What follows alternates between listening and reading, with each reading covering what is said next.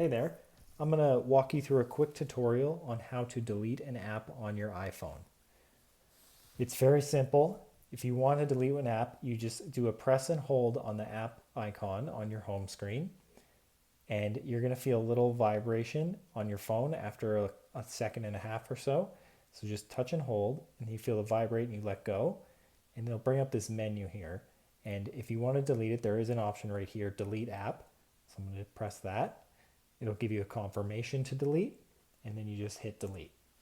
And now the app's gone.